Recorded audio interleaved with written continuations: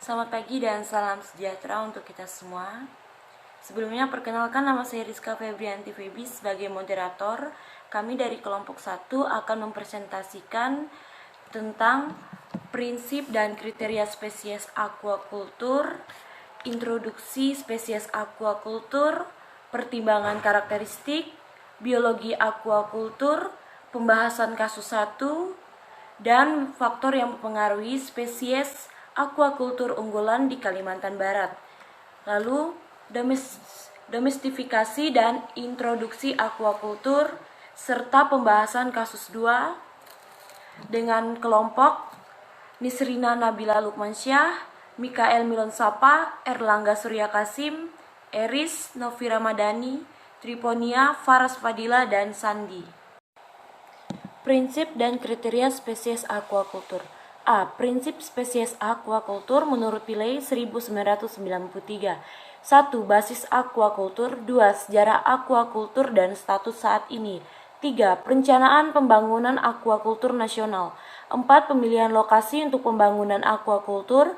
5. Pemilihan spesies biota air yang akan dibudidayakan. 6. Rancangan dan konstruksi aquafarm. 7. Nutrisi dan pakan. 8. Reproduksi dan seleksi genetik. 9. Kesehatan dan penyakit biota budidaya.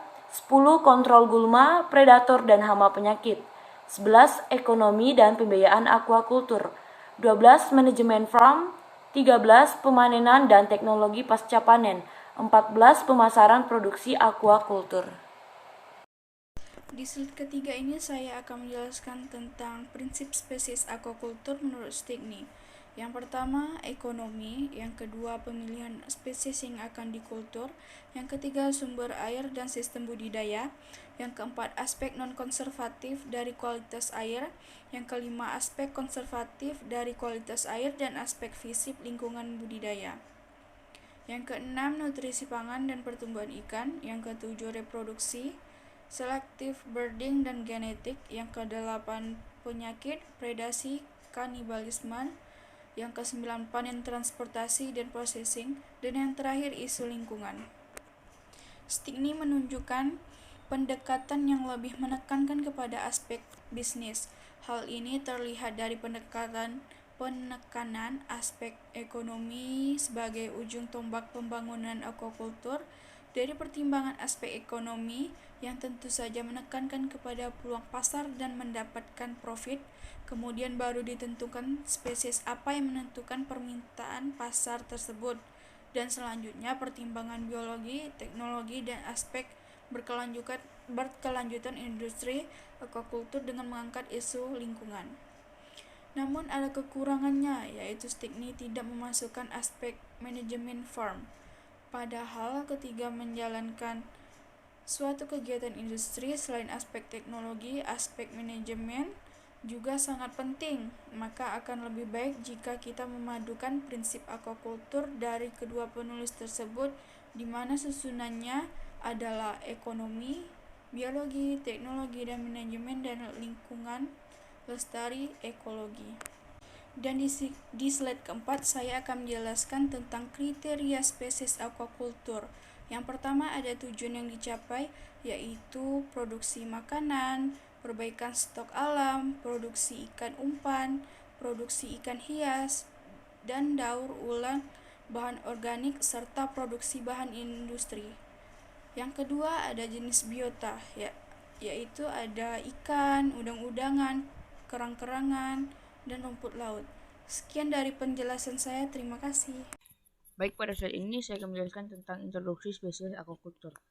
Introduksi spesies aquaculture adalah mendatangkan spesies aquaculture dari kawasan lain untuk meningkatkan jumlah komunitas dan perbaikan genetis. Contoh ikan hasil introduksi adalah strain lele unggulan, GIF atau Genetic Improvement of Farmed Tilapia, dan GET dari luar negeri. Selanjutnya, cyprids atau ikan mas atau common crab dan chinch crab, rainbow trout, walking catfish, Japanese European oyster, serta freshwater crayfish atau Pacificatus sp. Pada slide ke-6 ini saya akan membacakan tentang pertimbangan karakteristik. Karakteristik utama yang menentukan kesesuaian spesies untuk budidaya adalah laju pertumbuhan dan produksi ketika dibudidayakan. Ada spesies tertentu yang memiliki laju pertumbuhan yang lambat dan memiliki peluang untuk menjadi kandidat spesies yang dibudidayakan karena nilai pasar mereka, namun seringkali menjadi kurang layak secara ekonomis. Pada prinsipnya, laju pertumbuhan yang lebih cepat memungkinkan mereka untuk tumbuh ke ukuran layak jual dalam waktu yang lebih singkat, sehingga memungkinkan siklus produksi menjadi lebih sering.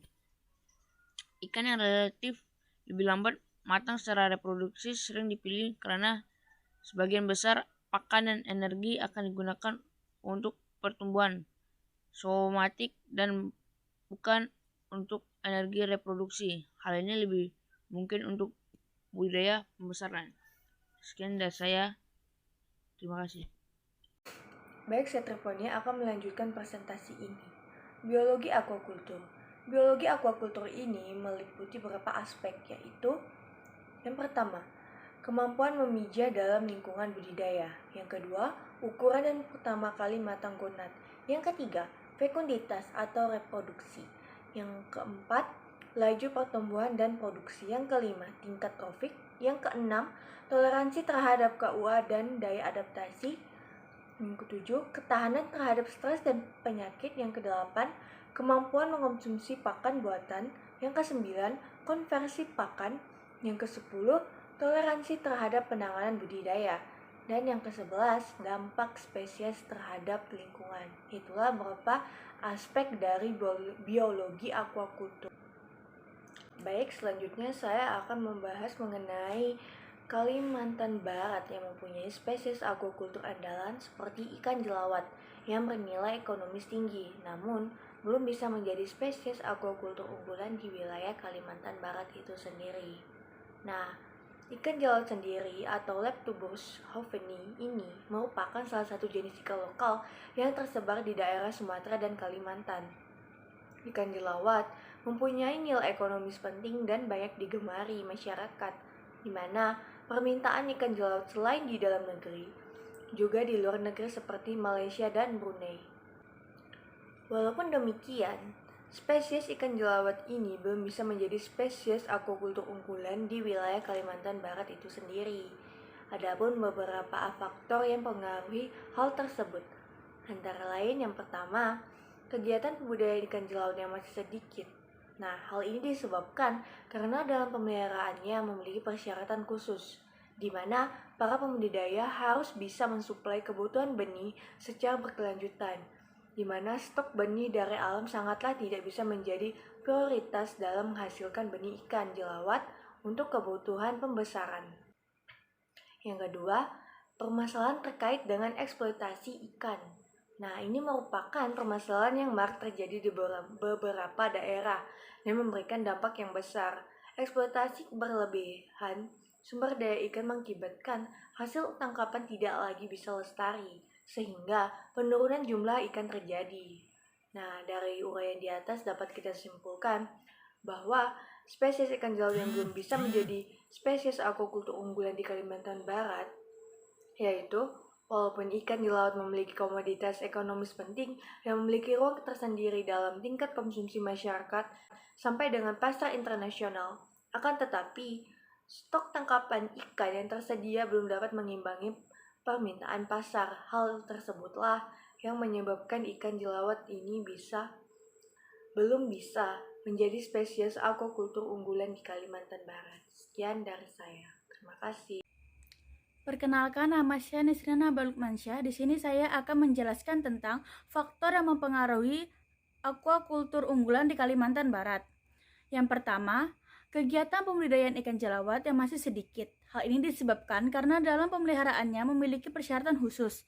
Para pembudidaya harus bisa mensuplai kebutuhan benih secara berkelanjutan, di mana stok benih dari alam sangatlah tidak bisa menjadi prioritas dalam menghasilkan benih ikan jelawat untuk kebutuhan pembesaran.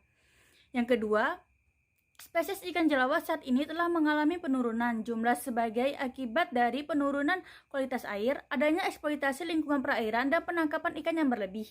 Yang ketiga, permasalahan terkait dengan eksploitasi ikan merupakan permasalahan yang marak terjadi di beberapa daerah dan memberikan dampak yang besar. Eksploitasi berlebih sumber daya ikan mengakibatkan hasil tangkap ikan tidak lagi bisa lestari, sehingga penurunan jumlah ikan pun terjadi. Baiklah, saya Novi Ramadhani. Saya akan melanjutkan tentang presentasi dari kelompok kami, yaitu domestifikasi dan instruksi aquaculture. A. Domestifikasi, yaitu suatu jenis biodata air dalam sistem budidaya perairan dapat dikelompokkan berdasarkan tingkat domestiknya. Nah, menjadi 4 tingkat, yaitu domestifikasi sempurna, yaitu apabila seluruh siklus hidup biota air sudah dapat dipelihara di dalam sistem budidayanya. Contoh beberapa jenis biota air asli Indonesia sudah terdomestifikasi sempurna, antara lain adalah ikan lele, ikan patin, ikan gurame, ikan baung, ikan kerapu, ikan bandeng, karang mutiara, dan udang windu. Domestikasi dikatakan hampir sempurna apabila seluruh siklus sudah dapat dipelihara di dalam sistem budidaya, tetapi keberhasilannya masih rendah. Nah, ikan asli Indonesia yang terdomestikasi itu hampir sempurna, antara lain adalah ikan betutu, bless shark, kuda laut, abalone, dan ikan arwana. Nah, domestikasi belum sempurna apabila baru sebagian siklus hidupnya yang dapat dipelihara di dalam sistem budidayanya.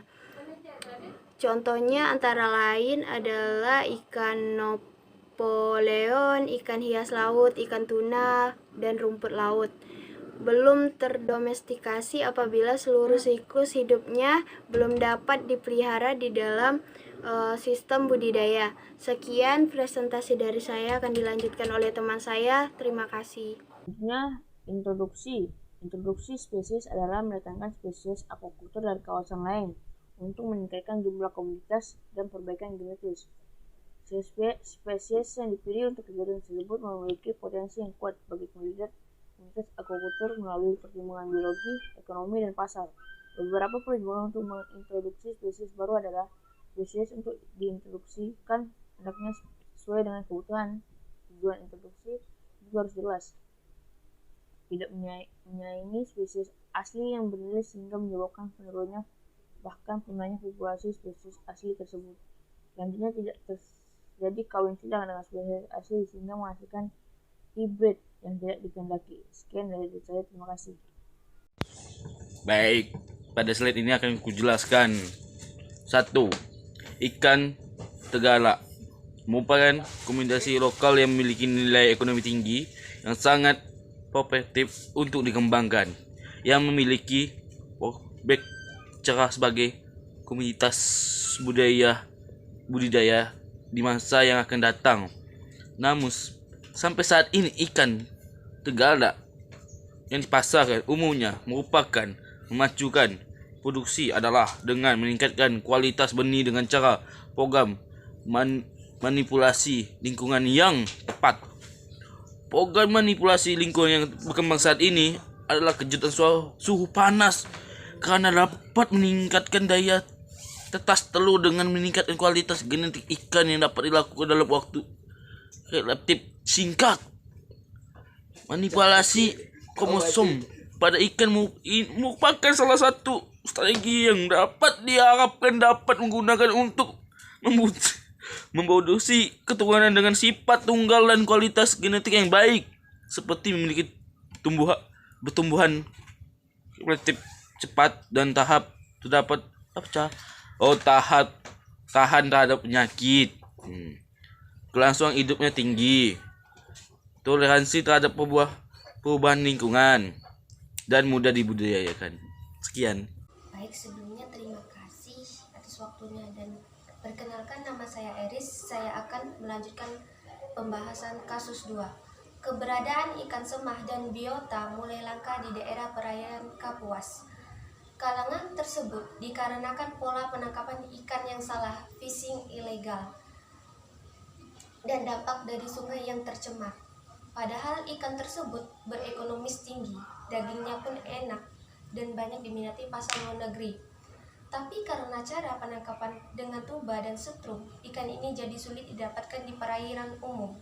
Untuk mencegah kepunahan, perikanan melakukan pemijahan terhadap semah dan biota. Akan tetapi masih terkendala pada teknis, pada keterbatasan sumber daya manusia yang ahli di bidang pemijahan. Oleh karena itu, solusi yang dapat dilakukan adalah dengan meningkatkan sumber daya manusia yang ahli di bidang pemijahan untuk menghindari kepunahan ikan semah dan biota. Baiklah, sekian presentasi dari kelompok 1. Jika ada teman-teman yang ingin bertanya, silakan bertanya di kolom komentar. Burung Irian, burung cendrawasih, cukup sekian dan terima kasih.